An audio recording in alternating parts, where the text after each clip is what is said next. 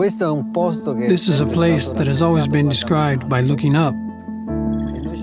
Today, instead, we will try to look down, underground. An ongoing 10-year project led by Professor Roberto Francesi of the University of Parma and the OGS, who has been conducting different types of geophysical measurements in this area. In 2015, for the first time, we tested the technique that we are using today, a resistivity and chargeability survey that makes use of distributed devices. Small receiving boxes distributed on the terrain with a three-dimensional arrangement and coupled with an external transmitter. In 2015, for the very first time, this afforded imaging below the slip surface of the massive landslide that affected this area.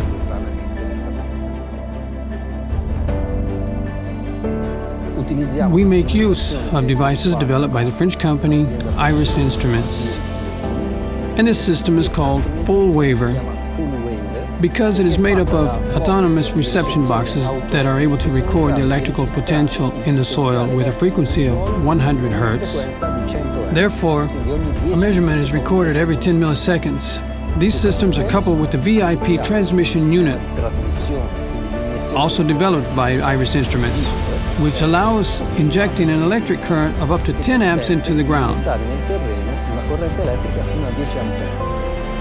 Today we are transmitting currents of around 2 to 3 amps, which is enough to obtain a good signal on a 2.5 kilometer long profile, hence reaching up to 500-600 meters of depth of investigation.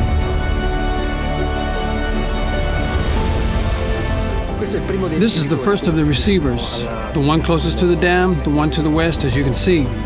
We are in a forest, so it is rough terrain. With these devices, we can arrange the electrodes effectively, even in the woods, even if the GPS is tree covered. This box is already recording the potential at a 10 milliseconds rate. At the end of the day, we will have the complete registration.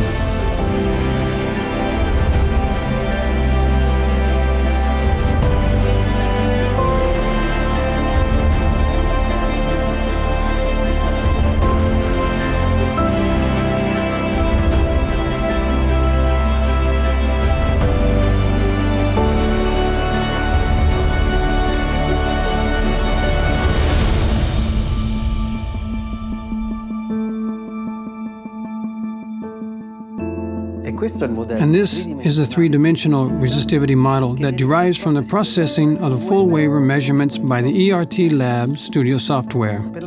For the first time, this model allows the sharp imaging of the shape and complexity of the slip surface underground for this landslide, which is probably the largest and most studied in the world.